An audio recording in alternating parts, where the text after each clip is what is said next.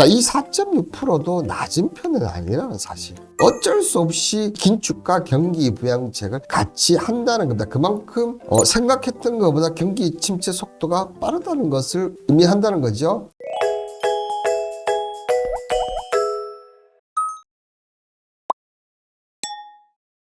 여러분들을 퍼스트 클래스로 만들어줄 방송 투자캠퍼스의 홍반장입니다. 오늘 투자캠퍼스 강의 내용을 보시면 세계경제포럼 대 월스트리트 저널, 너무나 전부 다 유명한 곳인데요. 우리가 전략과 전술을 얘기하지 않습니까? 항상 전략은 똑같지만 전술은 다를 수 있다 이렇게 얘기를 하는데, 이 두 곳에서 얘기하는 이 세계 경제의 관점이 좀 다릅니다. 이 전술 관련해서는 다르지만 공통적으로 보면 두 사람이 생각하는 전략은 비슷하지 않나 이렇게 좀 보여지는데, 이 관점에서 보는 우리는 투자 포인트, 2024년 올해에는 이 투자 포인트 관점에서 보시면 좋을 것이다 이렇게 얘기를 드리면서 1강 내용 시작하도록 하겠습니다.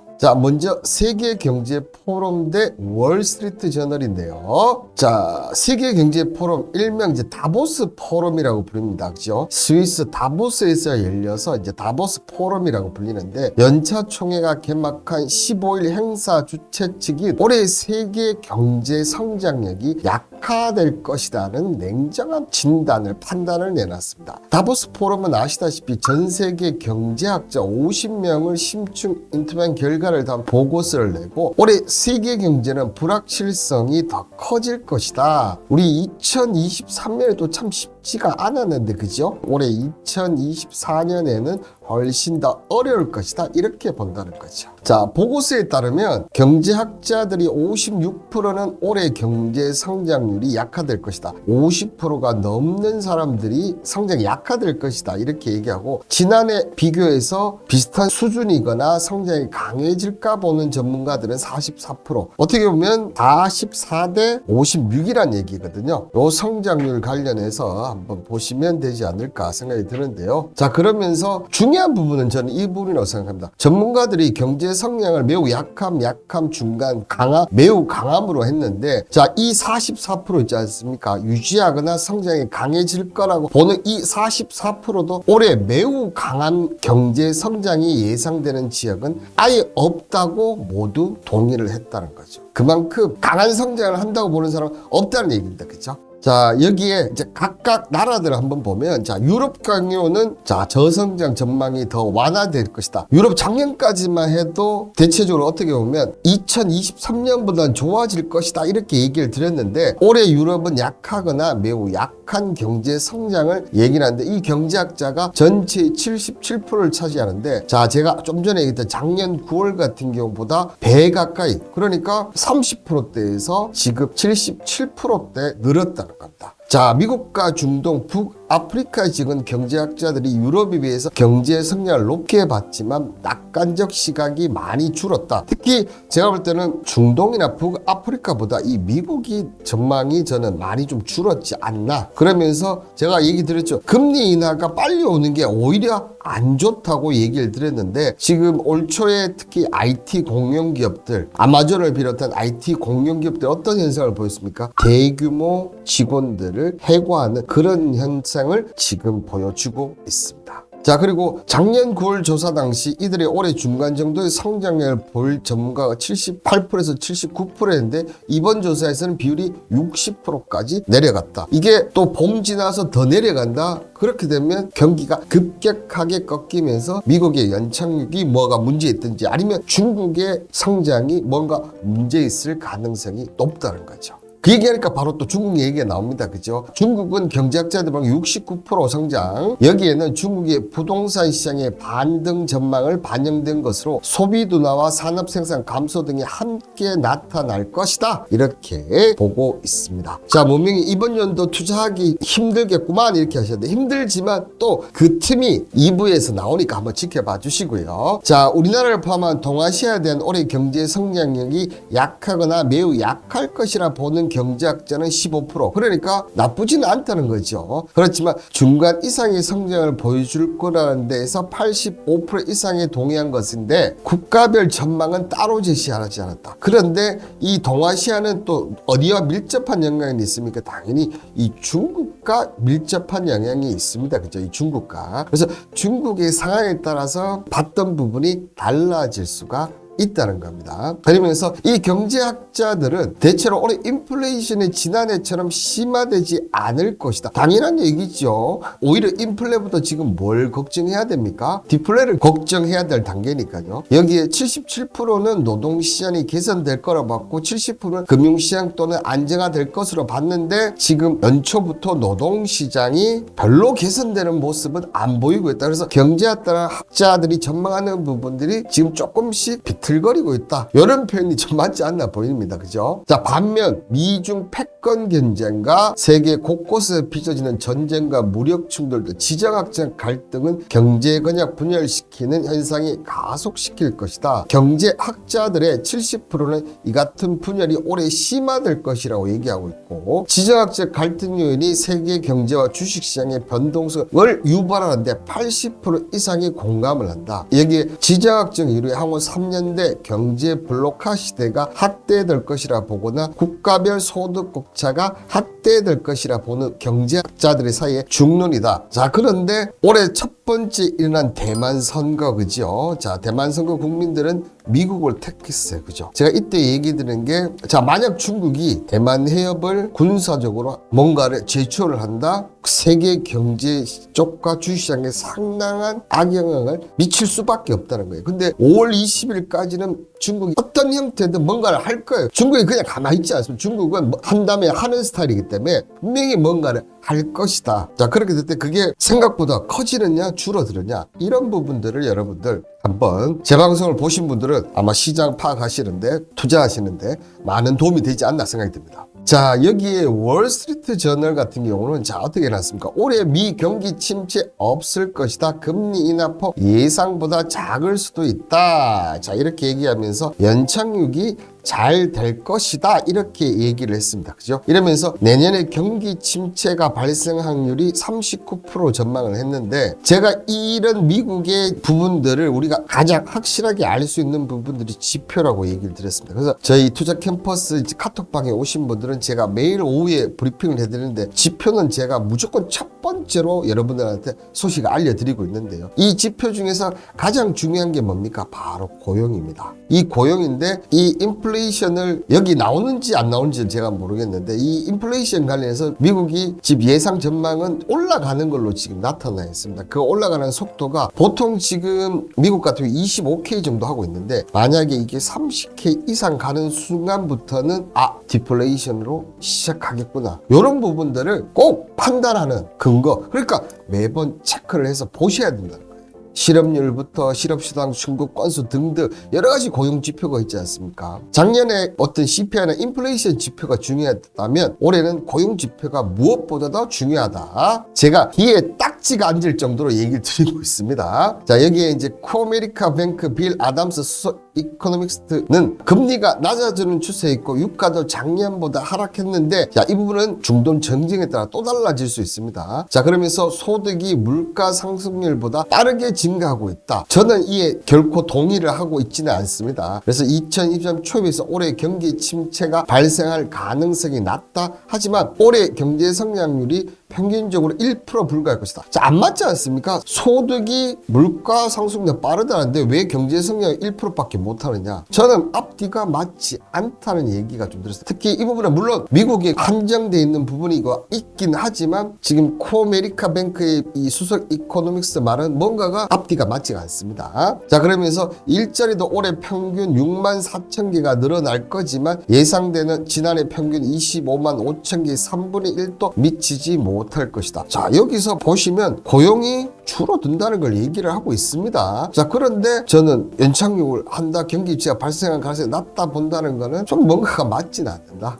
자, 그리고 이코노미스트는 올해 실업률이 6월에 4.1%에서 연말에 4.3%까지 올라가는데, 자, 지난해 실업률은 12월에 3.7% 조금씩 올라가고 있습니다. 근데 아직까지는 거의 완전 고용 형태다. 낮은 수준이지만 지난해 연말에 비해서 올해 연말까지 실업률이 0.6% 상승할 경우 미국의 실업자 수가 100만 명 늘어난다. 가구 이 정도 실업률 증가는 대부분 경기 침체 발생을 한다. 이렇게 얘기했습니다. 관련 이코노미스트 같은 경우도 어떻습니까? 가장 중요하게 봐야 되는 게 고용이라는 것을 여러분들 보여주고 있습니다. 그러니까 좋은 전망을 하든 나쁜 전망을 하든 미리 겁먹지 마시고, 우리는 지표를 매일매일 체크하잖아요. 그죠? 그 고용 지표만 잘 체크하면 된다. 이렇게 얘기를 드리도록 하겠습니다. 자, 여기에 이제 금리 인하 시기에 대해서는 이코노미스트 간의 의견이 달라지는데요. 현재 시장 연준은 3월 회의에서 첫 금리 인하를 단행할 것이라 예상하고 있으나 설문조사에 참여한 이코노미스트는 19%만이 동의를 하고 있고, 제가 지금 봐서도 연준이 3월에 금리 인하를 할 가능성은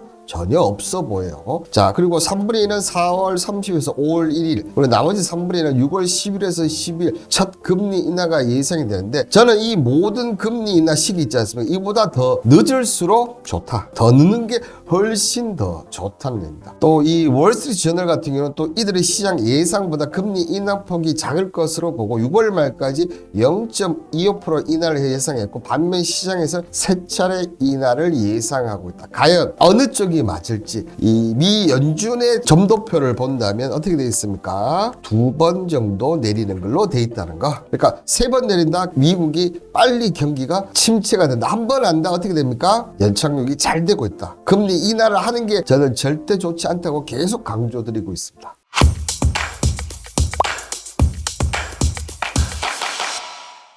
자, 그렇다면 이런 다른 세계 경제 관점에서 보는 투자 포인트를 한번 보겠습니다. 국제통화기금 IMF가 전 세계 경제 성장률 관련해서 지금 전망을 했는데요. 경제 성장률 일단 선진국부터 먼저 보고, 선진국은 2022년에 2.6%에서 어떻게 됩니까? 작년에 1.5, 그리고 올해는 1.4%로 낮아질 것이다. 그다음 전 세계는 3.5에서 3.0, 2.9. 그런데 신흥개발도상국은 4.1에서 4.0, 4.0. 올해 경기는 특히나 뭡니까? 선진국 쪽에서 더 나쁘다는 걸 보여주고 있고요. 자, 여기서 가장 성장률이 높은 나라가 어디 되어 있습니까? 인도. 인도는 아시다시피 현대차도 그렇고 애플도 그렇고 있지 않습니까? 중국 쪽에 중심이었던 이런 투자 문화가 이제 점점점 뭡니까? 인도로 가고 있다는 거. 그러면서 지금 중국이 오히려 지금 인도보다 그죠? 밀리고 있는 것을 보여주고 있고요. 그 다음에 지금 보시면 인도네시아가 의외로 지금 경제성의 5.2%를 유지할 것이다. 자, 그리고 G20 평균은 2.8%. 자, 어떻게 보면 전 세계 기준과 비슷합니다. G20이 오히려 지금 IMF에서는 미국보다 유럽이 더 나쁠 거다 얘기를 했지만, 다보스 포럼에서나 이렇게 더 나쁘다 얘기하지만, IMF는 미국보다 오히려 유럽 쪽이 더 낫다 이렇게 본다는 거죠. 그리고 자, 남미 쪽에서 보시면 멕시코가 2.5%. 여기에 우리나라 같은 경우는 지금 얼마 보고 있습니까? 여러분들 여기 하겠네요. 2.2%. 우리 작년에 1.4% 했죠. 그죠? 그래서 2.2%. 우리나라는 늘어나는 걸로 되는데, 근데 전 세계가 내려가도 우리나라만 2.2% 올라올 수 있는지는 좀 봐야 되지 않겠나. 정부가 2023년에 전약 후강을 계속 외쳤지만 지금 보면 후강이 너무 약했지 않나 생각은 좀 듭니다. 2024년은 세계적으로 디플레이션이 이제 돋보일 전망이다 이렇게 얘기하고, 국제통화를 비롯해서 주요 금융기관이 연평균 성장률이 떨어질 것이다 이렇게 예상을 하고 있는데, 지금 보시면 3.8%도 있고 2.9%도 있고 2.7, 2.1 등등. 제일 높은 게 3.8이고 제일 낮은 것은 2.1이다라는 거, 사실 요 정도만 보시면 될 것 같아요. 요 정도만. 이게 올라갈지 내려갈지 봐야 되는 거죠. 그죠? 자, 하지만 앞서 제가 전체적인 그림을 보고도 얘기드렸지만, 신흥시장과 개발도상국이 주로 선진국에 뚜렷하게 뭐가 나타난다는 얘기입니까? 경기 침체가 나타난다는 거예요.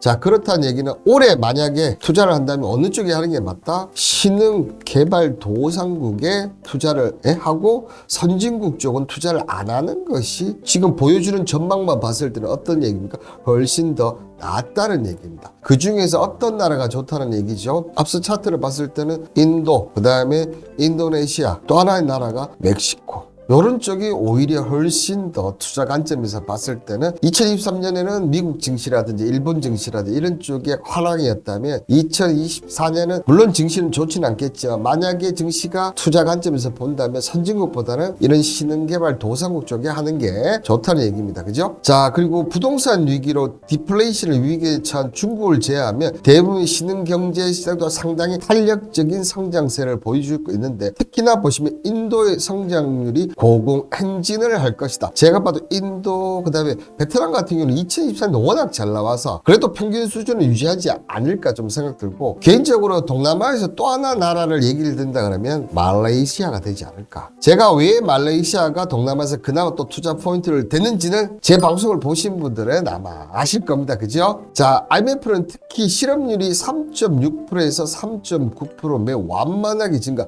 이 부분은 월스트리트 저널과 비슷합니다. 그죠? 자, 미국을 필두로 세계 경제 전망기 올해 연착륙 시나리오가 점점 일치하고 있으며 여러 위협이 제기된 유럽조차도 인플레이션이 점진적으로 줄어드는 연착륙 가능성이 높다 이렇게 밝히면서 그렇지만 이 경착륙 시나리오가 훨씬 더 연착륙이 잘 될 것이다 뭐 이런 얘기를 하고 있습니다. 근데 연초는 항상 뭐 좋은 얘기를 많이 하지 않습니까? 그죠, 여러분들? 경기 둔화가 지금 어떻게 보면 눈에 띄게 진행되는 나라가 어떻게 보면 유럽인데요. 이 유럽 같은 경우는 긴축 재정을 하고 있지만 벌써 긴축 재정을 한 지가 지금 한 1년에서 2년밖에 안 된 듯 불구하고 벌써 경기 부양책까지도 병행하겠다. 그런 나라가 점점점 늘어나고 그 대표적 나라가 영국입니다. 그죠? 영국은 이 대응책은 내년 4월 1일 해결년부터 법인세를 감면할 예정에 있고 영국 정부도 이 제도로 3년간 연 3%의 투자 증가 효과를 볼 것이라 얘기했고 독일도 지난해 8월부터